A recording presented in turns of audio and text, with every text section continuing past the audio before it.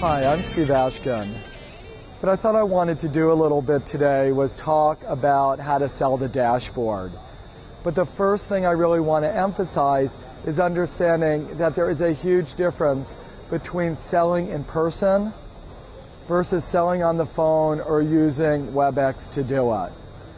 When you sell in person, one of the big issues is you can actually look at your prospect, look at your customer, and be able to see if they're puzzled, or it's an easier opportunity for them to ask questions.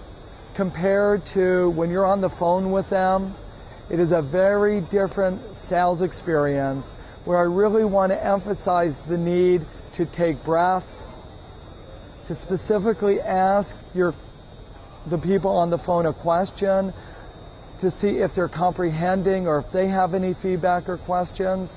So I have to begin by stressing how incredibly important it is to understand sort of the sales venue.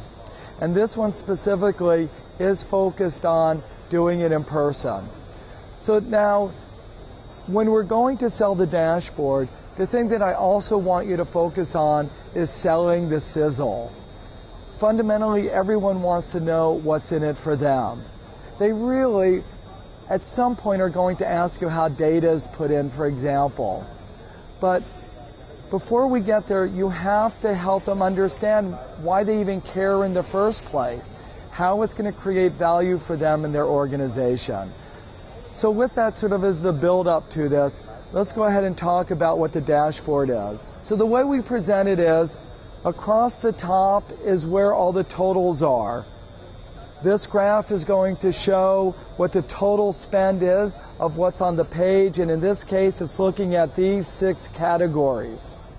This middle graph is going to show multiple years worth of data.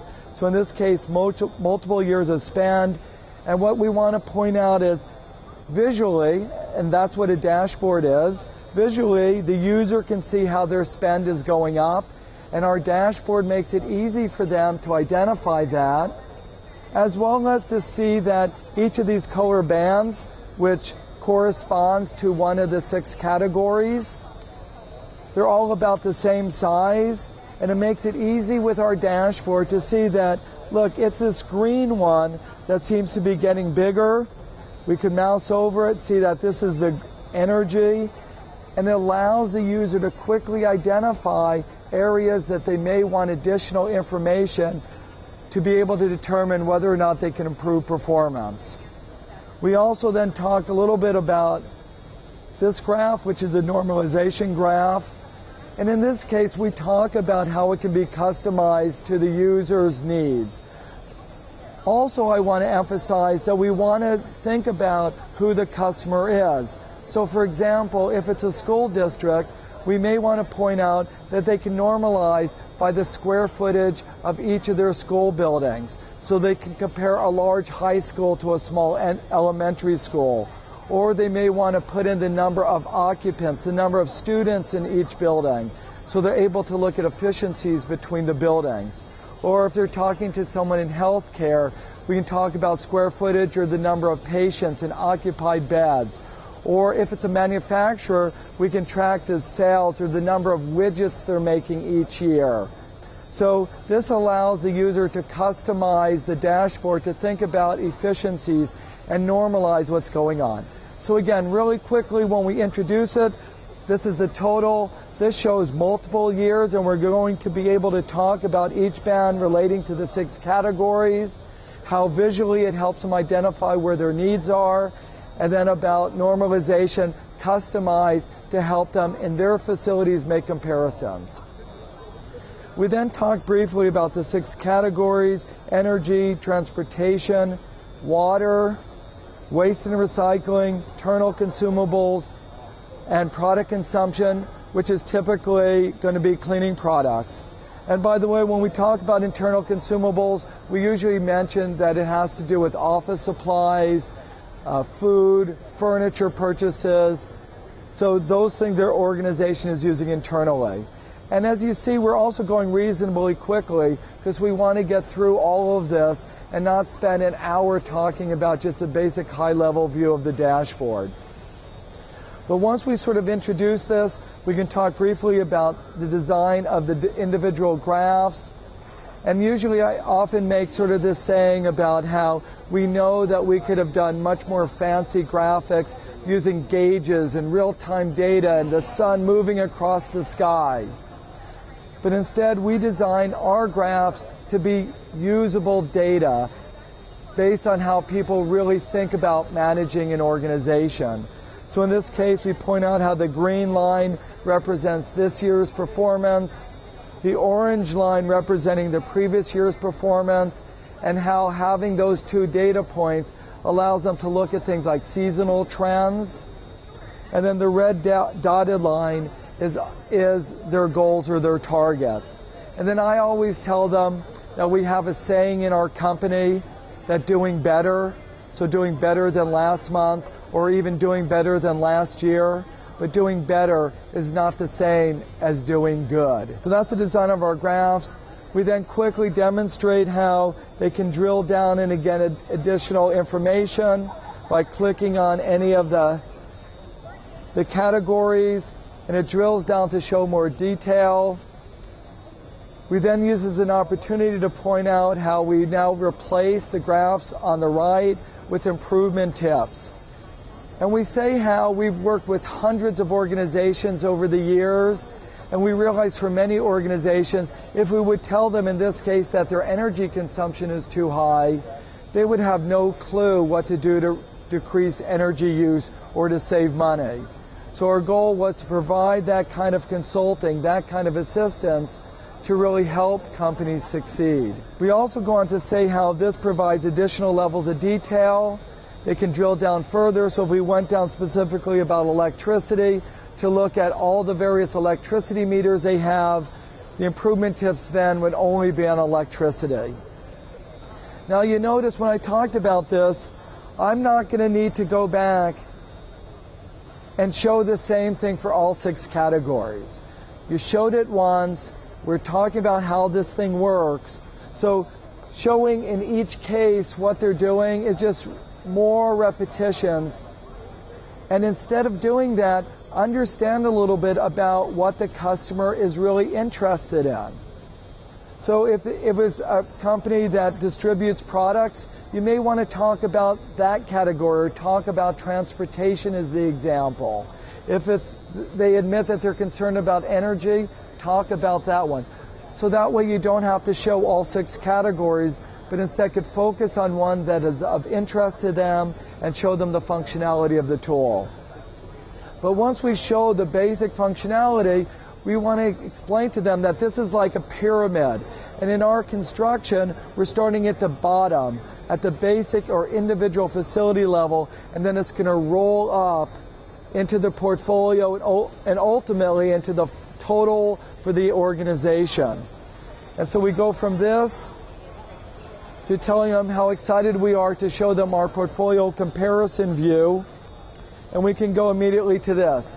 Now, I actually, in this training video, want to express something to you that, frankly, is a mistake. I want you to have absolutely everything set up for them. You should not have to go back and say, oh, gee, golly gosh, I made a mistake, or let me reset this up. I highly recommend when you show the portfolio comparison page, you do not show the graphs, because think of it this way, anything you're showing, you have to explain what it is. So remove this part. So this is what I recommend you have it set up for. I also recommend, if this is a short demo, that you remove the facilities that have the yellow bands. But in this case, because the yellow bands are appearing, it's going to force me to have to explain them away. And whether or not that this is valuable because it helps the user understand that not all the spreadsheets are up to date, but if they weren't there, you wouldn't even have to waste that 15 seconds to explain that to them. Once we sell them the tool, once you've created interest, then you have more opportunity to go into that level of detail. But nonetheless, have this portfolio comparison looking like this, and you can explain to them how this allows someone with more than one facility to easily look at all of their data And if they appreciate that in one building, there's so many data points. And I'm not using the word spreadsheet. Everyone's familiar with Excel. Using the term spreadsheet is a negative. They can appreciate how many data points they may be collecting. And that's hard looking at one facility. When they have multiple facilities, we want to make it easy for that user who literally has 5 minutes to look at this thing to say, gee, do I want to look at it by all of my facilities or by groups? What is it I want to look at? And you can show them how it has all the different categories of data to look at. And depending again on who you're talking to, you can drill down and show them, instead of looking at the default, which is total spend, that we want to look at energy, or they want to look at waste and recycling, or they want to look at whatever. And you can click on it, and while this is adjusting the data, go ahead and keep talking and explain to them, and they can look at it and determine how they want to measure the data. Whether it's based on cost, or for energy, they may instead want to look at kilowatts, so they want to look at a quantity. And if they were looking at waste, it could be looked at by tons or by yards. If they're looking at cleaning products, it could be looking at by dollars or by percentage of green.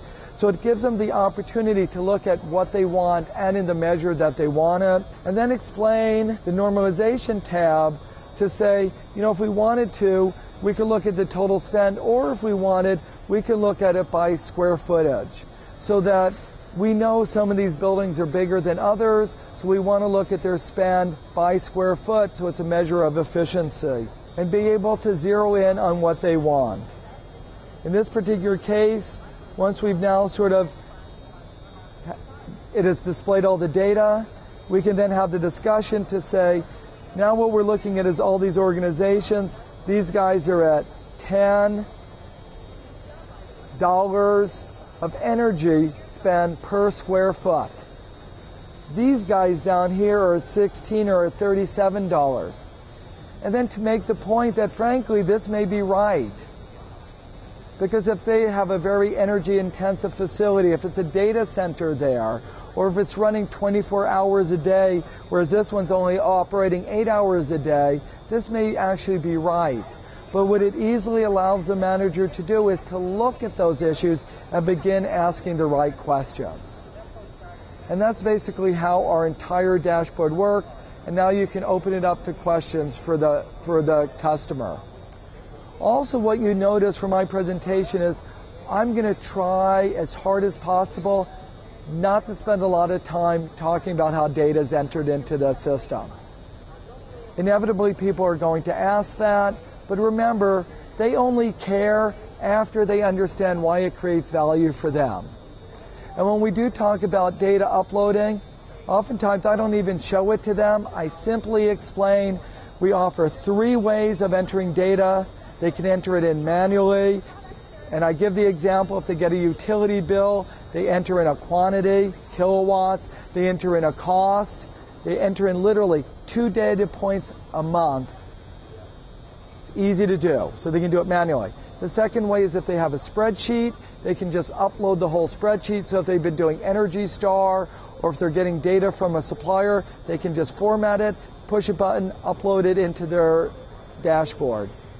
And then the third way is to get a vendor or to just hire an intern. I love encouraging them to talk to a local college, get a college kid to do this. From our experience, it'll take them an hour a month to upload data. So the issue about uploading data, yes, it's an issue, but it's a minor one, and our focus is on this, to make the data easy to use, accessible for decision makers to really help drive environmental improvements and to reduce costs in the facility. So I hope this has been a little bit helpful, and please sell a lot.